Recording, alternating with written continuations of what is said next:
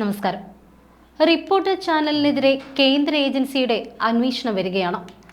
BJP. നേതാവ് ശോഭ സുരേന്ദ്രൻ കേന്ദ്ര company കാര്യ മന്ത്രാലയത്തിനും രജിസ്ട്രാർ ഓഫ് കമ്പനീസിനും കഴിഞ്ഞ വർഷം നവംബർ 7-ന് നൽകിയ പരാതിയെ തുടർന്നാണ് കേന്ദ്ര കമ്പനി കാര്യ മന്ത്രാലയം അന്വേഷണം പ്രഖ്യാപിച്ചത്.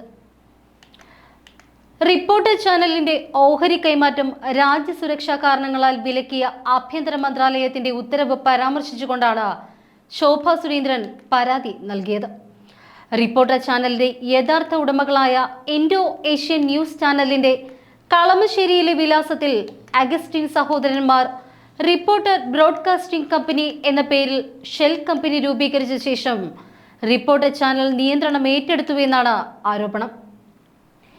ഇൻഡോ ഏഷ്യൻ ന്യൂസ് ചാനൽ ഓഹരി ഉടമകളുമായി ഒത്താശ ചെയ്താണ് ഷെൽ കമ്പനിയുടെ മറവിൽ ചാനൽ നടത്തുന്നത് എന്നതാണ് പരാതി. ഓഹരി കൈമാറ്റത്തിനുള്ള തടസ്സവും GSTയുടെ വിലക്കും മറികടക്കാൻ വേണ്ടി റിപ്പോർട്ടർ ചാനൽ നിയമവിരുദ്ധ നടപടി സ്വീകരിച്ചതായി പരാതിയിൽ ആരോപിക്കുന്നു. ഇതിനെ തുടർന്ന് രജിസ്ട്രാർ ഓഫ് കമ്പനീസ് 2 കമ്പനികൾക്കും നോട്ടീസ് നൽകിയിരിക്കുകയാണ്. Reporter broadcasting private limited company നോട്ടീസിന് മറുപടി നൽകിയെങ്കിലും ഇൻഡോ ഏഷ്യൻ ന്യൂസ് ചാനൽ മറുപടി നൽകിയിട്ടില്ല. ഇക്കാര്യത്തിൽ റിമൈൻഡറുകൾ അയച്ചതായും കമ്പനി കാര്യ മന്ത്രാലയം വിവരാവകാശ അപേക്ഷയ്ക്കുള്ള മറുപടിയിൽ പറയുന്നു.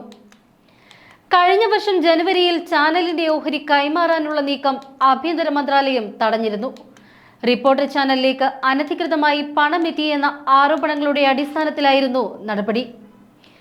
രാജ്യസുരക്ഷയെ ബാധിക്കുന്ന സംഭവമായതിനാലാണ് ഓഹരി കൈമാറ്റം അനുവദിക്കാത്തത് എന്നാണ് വാർത്തകൾ വന്നത്.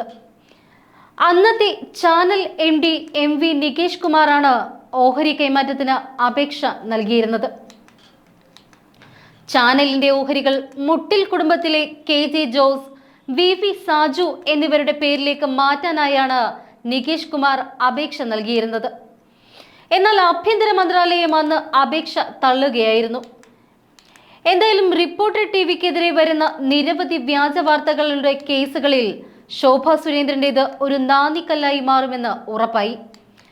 പണ്ട് ബെന്നി എന്ന DYSPയും അയാളുടെ കീഴിലുള്ള CAയും അയാളുടെ മേലുദ്യോഗസ്ഥനായ SP യും ചേർന്ന് ഒരു വീട്ടമ്മയെ മാറി മാറി ബലാത്സംഗം ചെയ്തു എന്നൊരു കേസ് റിപ്പോർട്ടർ TV പുറത്തു കൊണ്ടുവരികയുണ്ടായി. പൊന്നാനിയിൽ സ്വത്ത് തർക്കം സംബന്ധിച്ച കേസിൽ പരാതിയുമായി പോയ തന്നെ ബെന്നി അടക്കമുള്ള പോലീസുകാർ ഉപദ്രവിച്ചു എന്നതായിരുന്നു വീട്ടമ്മയുടെ പരാതി. അന്ന് തിരൂർ DYSP ആയിരുന്നു ബെന്നി.